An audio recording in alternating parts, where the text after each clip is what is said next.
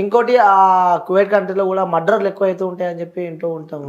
అంటే కొంతమంది చేస్తారు, పిల్లనాయలు ఉంటారు కొంతమంది కోవిడ్ పిల్లోళ్ళు. హ్మ్. వాళ్ళకి అదొక కుషాలన్నమాట. ఓకే. గన్లు పెట్టుకుంటారు, కత్తులు పెట్టుకుంటారు, హ్మ్. కావాల్సుకనే రాడ్లు కొట్టుకోవడము. హ్మ్. సో ఇట్లాంటివన్నీ కుషాలు ఈ నడవన ఎక్కువ అయిపోయినాయి అవి. ఇంకా ఈ నడవన ఈ పిల్లనాయలు ఎక్కువ అయిపోయినాయి, రచ్చలు పడ్డం, కొట్టుకోవడం, రోడ్ల మీద కార్లతో గుద్దుకోవడము, ఇట్లాంటివి ఎక్కువ అయిపోయినాయి.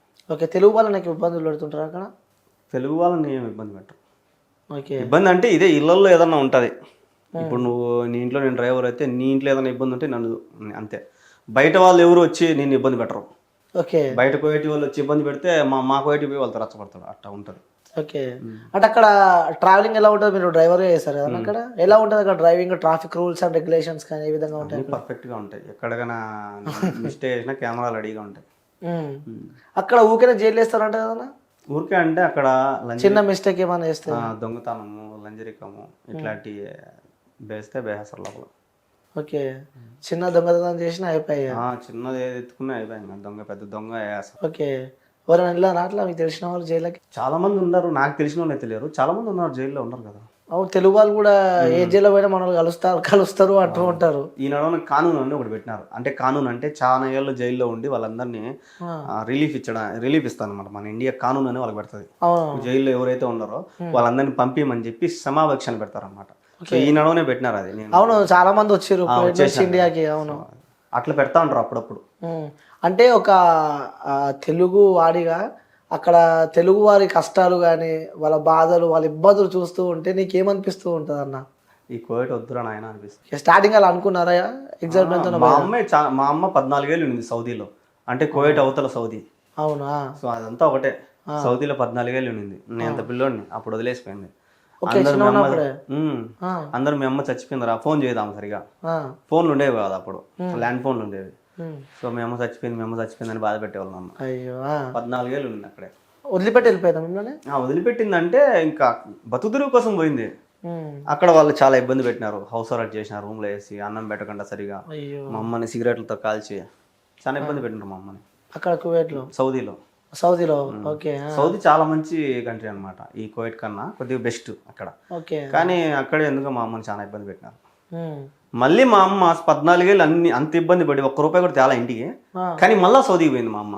అదే ఆ ఇంటికి కాదు, వేరే ఇంటికి. ఇంకా మా అమ్మ డేర్ చూసుకుంది. ఓకే. అంత ఇబ్బందులు పడ్డా కూడా మళ్ళీ పోయింది సౌదీకి, వేరే ఇంటికి.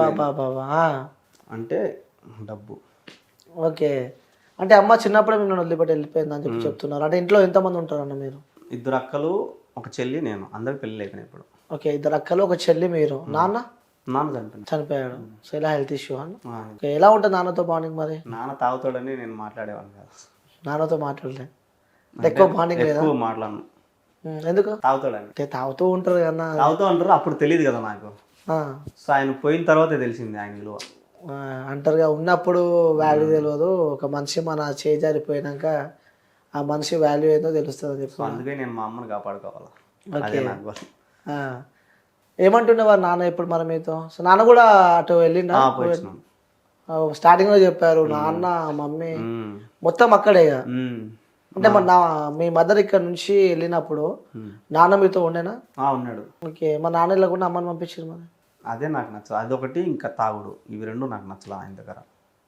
నేను ఫస్ట్ ఏం చెప్తానంటే ఆడవాళ్ళు కువైట్కి పోకూడదు, గల్ఫ్ కంట్రీకి పోకూడదు. ఇప్పుడు కువైట్లో ఉండే వాళ్ళంతా ఎట్లా అంటే ఆడవాళ్ళు మొగుడు చేతకానవాడు, లేదా మొగుడు ఇంకొకటి ఎత్తుకొని వాళ్ళు, లేదా మొగుడు చచ్చిపోయిన వాళ్ళు, మొగుడు చేతకానవాడు, ఈ తాగుబోతోళ్ళు వీళ్ళు ఉంటారు కదా, వాళ్ళంతా అక్కడికి వెళ్ళి ఉన్నారు కువైట్కి. సో మొగుడు సక్రంగా ఉంటే కువైట్కి పోరు ఎవరు. ఓకే. ఓకే. సో మా నాయన కూడా సేమ్ ఆ ప్రాసెస్. ఆయన తాగుబోతాడు కాబట్టి మా అమ్మ పోయింది. బాధ అనిపిస్తూ ఉంటుంది అన్న? బాధ అంటే ఆయన పోయినాక బాధ అనిపిస్తుంది, ఆయన ఉన్నప్పుడు మాత్రం నువ్వు మా అమ్మని అంత ఇబ్బంది పెట్టినావు అని కోపం వచ్చింది. ఎంతైనా కన్నతల్లి కాబట్టి ఆ ప్రేమ ఉంటుంది. అంటే నాన్నపై కూడా ప్రేమ ఉంటుంది. అంటే ఎప్పుడు నాన్నతో ఎప్పుడు గొడవ అవుతుండేదా మీకు? గొడవ నేను మాట్లాడను, అసలు మాట్లాడను నాన్నతో. అంటే తెలుగు వచ్చినప్పటి నుంచి మాటలు బంద్ చేసినాం అనమాట. అంటే ఆమెను పెట్టిన ఇబ్బందులు అట్ట చూసినాను అనమాట, నా కల్లారా మా అమ్మని ఇబ్బందులు పెడతా ఉంటా. సో అందుకు నేను అంతగా మాట్లాడాను కాదు. ఏమంటే ఏమైనా తిన్నామంటే తిన్నా అంతే.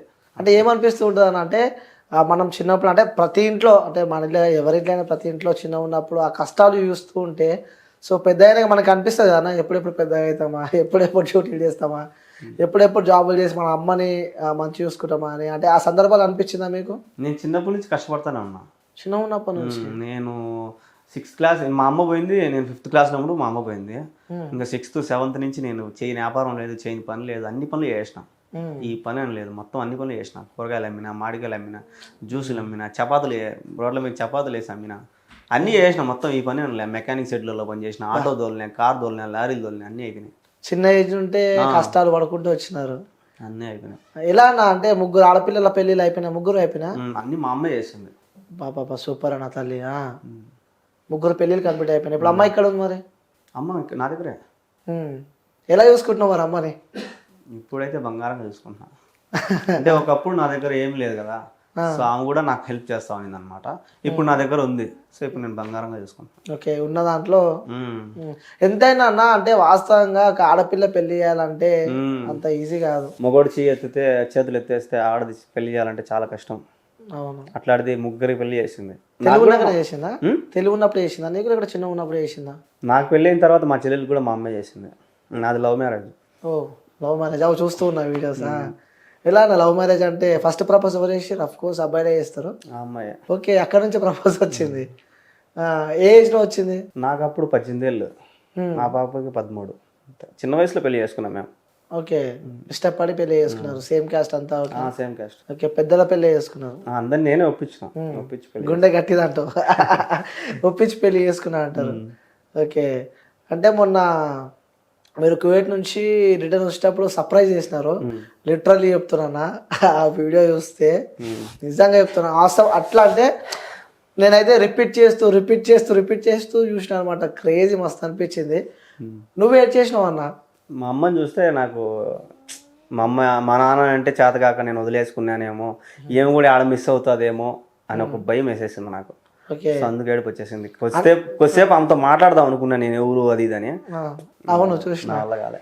అమ్మ ఇంకా మీ అందరు పెళ్లిళ్ళు చేసినా కూడా ఇంకా పని చేస్తుంది. ఆమెకు చెప్తే విననే తెలుసా, ఇప్పుడు కూడా వినదు. నేను చేయాల్సి అసలు వాళ్ళ అమ్మ ఇప్పుడు బతికే ఉంది. ఇంకా 100 ఏళ్ళు దాటి ఉన్నాయి. ఆమె కూడా ఇప్పుడు పని చేస్తాను. వీళ్ళందరికీ అదొక జమ్లా అయిందన్నమాట. అట్లా స్ట్రాంగ్ అనమాట. అదే మొన్న మీ సర్ప్రైజ్ వీడియోలో కూడా అమ్మ ఐరన్ చేస్తూ ఉంది. సడన్ గా షాక్ అయిపోయింది.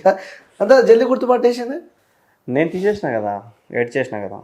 అమ్మో ఏడ్చారు, చూసిన వీడియోస్. చాలా మంది కూడా కింద కామెంట్ చూస్తుంటే చాలా ఎమోషనల్ అయిపోయారు ఆ వీడియో చూస్తూ ఉంటే. ఫస్ట్ మీ అక్క దగ్గరికి వెళ్ళారు కదా? అక్క అంటే ఆ నుంచి రావడము చెన్నై నుంచి కదా వచ్చేది. సరే ఇంకా పోతా అక్కడే కదా, తిరుపతిలోనే కదా అని చెప్పి అక్క దగ్గరికి వెళ్ళిన. అక్క కూడా ఎంత ఎమోషనల్ అయిపోయింది అన్న. అక్కకి రాత్రి ఫోన్ చేసిన, అంటే మామూలుగా కెమెరా ఆఫ్ చేసి వీడియో కాల్ చేసి బ్లాక్ చేసేసి, నేను కింద ఉన్నా రాక, మీ ఇంటి కింద ఉన్నా అని చెప్పిన. పరిగెత్తుకుంటూ వచ్చింది అప్పుడు రాత్రి. మళ్ళీ కెమెరా ఓపెన్ చేస్తే రూమ్ లోనే ఉన్నా. రాత్రి ఫోన్ చేసి మాట్లాడినా, పొద్దున్నే వచ్చి ఇక్కడ ఉండవు షాక్ అయిపోయింది అక్క. నిజంగా అది కూడా క్రేజీ అనిపించింది. తర్వాత మీ చెల్లెలు, మీ ఇంట్లో వైఫ్ పక్కన ఇంకా మా చిన్నక్క ఉంది, కానీ మా చిన్నక్క కడప అనమాట. ఫోటో పెట్టారా? చిన్నక్క మిస్ అయినా అప్పుడు. ఓకే, ఫోటో అయితే పెట్టారు కదా, చూసిన తర్వాత నెక్స్ట్ రిప్లై ఏమొచ్చింది అంటే చాలా మంది క్వశ్చన్ మార్క్. అది ఫోటో పెట్టాడు కానీ ఆపేసారు అనుకుంటా మీరు. అంటే ఆ అక్క మళ్ళీ ఫోన్ చేసింది, దాన్ని నేను తీలాగిపోయిన వీడియో. ఓకే, సో అంటే కష్టపడుకుంటా పని చేసుకుంటా, అంటే ఈ లైఫ్ ఎలా అనిపిస్తుంది అంటే ఈ జన్మ అంటే కొంతమంది భయపడతారు, ఇబ్బందులు వస్తున్నాయి అంటే భయపడి అక్కడికి లైఫ్ ఎండ్ చేసుకుంటారు కొంతమంది. సో సూసైడ్ అటెంప్ట్ చేసుకుంటారు. అరే ఇన్ని కష్టాలు నాకే వచ్చినాయి అని చెప్పి కూడా ఇబ్బందులు పడి ఆ సూసైడ్ కానీ, సో సంథింగ్ ఇక్కడ యాక్సిడెంట్ కానీ ఏదో ఒకటి చేసుకుంటూ ఉంటారు. అలా మీకేమనిపిస్తుంది అంటే మీరు కష్టపడి చిన్నప్పుడే అంటే నాన్న సపోర్ట్ లేకుండా మదర్ సపోర్ట్తోనే ముగ్గురు అక్కల పెళ్ళిళ్ళు, ఒక చెల్లె, సో ఈ అన్నీ తలుచుకుంటే ఏమనిపిస్తూ ఉంటుంది మీకు? ఒకసారి నేను కూడా చచ్చిపోదాం అనుకున్నా కదా. మీరు కూడా సూసైడ్ అటెంప్ట్ చేసుకోవాలా అనుకున్నా. ఎందుకురా ఈ జీవితము, ఎందురా ఇది అని అనిపించింది. సో కాదు, నాకు ఫ్యామిలీ ఉంది, మా అమ్మ ఉంది, నా వైఫ్ ఉంది, ఇంకా ఏదో ఉంది నా దగ్గర, తీయాలి దీన్ని బయటికి. సో ఇట్లా ఇంకా కంటిన్యూ అయిపోయింది. ఎందుకన్నా సూసైడ్ ఎందుకు చేద్దాం అనుకున్నా? కరోనా టైంలో, కరోనాకు ముందు షూటింగ్ చేస్తా ఉన్నా, ఆడిగిడి పోయి ఏదో చిన్న చిన్న క్యారెక్టర్లు చేసుకుంటా డబ్బులు. ఇండస్ట్రీలో కూడా ఉన్నావా? ఇండస్ట్రీ అంటే మా కడప జిల్లాలో ఉన్నాయి, ఇక్కడ కాదు. Okay okay. సో అక్కడ చేసే వాళ్ళ దగ్గర చేస్తా ఉన్నా, అక్కడ కొద్దిగా ఇస్తా ఉన్నారు మనకు. ఇంకా కరోనా టైంలో ఇంకా షూటింగ్లు కూడా ఆగినాయి, మనకి ఇంకా ఇన్కమ్ లేదు, ఎవరైనా డ్రైవింగ్ కూడా పిలిచడం లేదు, అందరూ భయపడుతున్నారు. బండ్లు కూడా పంపించడం లేదు ఆడికి కరోనా అని చెప్పి. సో ఇంకొక నెలలో బాగా అప్పులు చేసిన. ఓకే. సో అప్పులు చేసినా ఇంక వాళ్ళకి కట్టాలి కదా. అవును. ఈ కరోనా లాక్డౌన్ కూరగాయలు అమ్మిన, ఓకే. ఆటోలో కూరగాయలు వేసుకొని పోయి అమ్మిన, ఉమ్. మాస్క్ పెట్టుకొని అమ్మిన, ఎవరన్నా చూసి కనుక్కుంటారని. ఆ. సో అట్లా కూడా నా వల్ల కాల. ఈ అప్పులు అట్ట తీరవు, ఆడొచ్చే 1500కి సరిపోదు మనకు. ఉమ్. ఇంకట కాదు కువైట్కి వెళ్దాము అని అనుకున్నా. మళ్ళా లాక్డౌన్ పడుతుందేమో భయపడి చచ్చిపోదాం అనుకున్నా. ఓకే. అప్పుడు మాత్రం కొద్దిగా ఆలోచించిన, వద్దు బతకాల, సాధించాల. అంటే అలా ఆ లైఫ్ మీద విరక్తి కొట్టి ఇక చనిపోదాం, ఇక లైఫ్ ఇక్కడికే అయిపోయింది, ఎండ్ అయిపోయింది అని కూడా చాలా మంది అనుకుంటున్నారు. సో వాళ్ళకి మీరు ఏం చెప్పాలనుకుంటున్నారు? ఎందుకంటే మీరు ఆ రోజు ఆగారు కాబట్టి ఈరోజు ఈ పొజిషన్లో ఉన్నారు. సో ఫ్యామిలీ అంతా సంతోషంగా ఉన్నారు. సో మంచిగా హ్యాపీగా లీడ్ చేస్తున్నారు. ఒక్కవేళ అదే రోజు అది జరిగి ఉంటే సిచ్యువేషన్ ఏ విధంగా ఉండేదన్న? నేను దాన్ని బట్టి ఒకటే చెప్తా, సచ్చి సాధించే కన్నా బతికి సాధించాలి. ఎందుకంటే నేను ఇప్పుడు బతికి సాధించిన, అంతే దానికి ఆన్సర్. బతకాలి, ఇంకా లైఫ్ చాలా ఉంది, ఇంకా చాలా లీడ్ చేయాలంటారు. వన్స్ ఆ రోజు స్టాప్ అయితే మాత్రం ఈరోజు ఇంకా వేరేలా ఉండేది అంటారు. అవును. ఏం చేస్తారన్న మూవీస్? సారథి అని ఒకటి, మన ఎన్టీఆర్ వాళ్ళ అన్న తారకరత్న చనిపోయినారు కదా. అవునా. సో ఆ సార్తో ఒకటి అయింది. ఇంకా 2 సినిమాలు ఇంకా రిలీజ్ కాలేదు. రిలీజ్ కాలేదు. ఏంటి మీ ఆశ, మీ గోల్, మీ డ్రీమ్ ఏంటి? డ్రీమ్ అంటూ ఏం లేదు, డబ్బు బాగా సంపాదించాలి. సంపాదిస్తున్నారు కదా ఇప్పుడు. ఇప్పుడు పోగొట్టిందంతా అది ఎవరు తెలియదు. సో పోగొట్టినా కదా చాలా, అదంతా లాక్కోవాలి కదా నేను. అవును. సో అదంతా లాక్కొని కూడా ఇంకా సంపాదించాలి. అంటే మా ఇంట్లో వాళ్ళు నాయన తేపోనైనా అంటే నా దగ్గర లెక్క లేదు అనే పొజిషన్కి వస్తే చాలు నేను. సూపర్.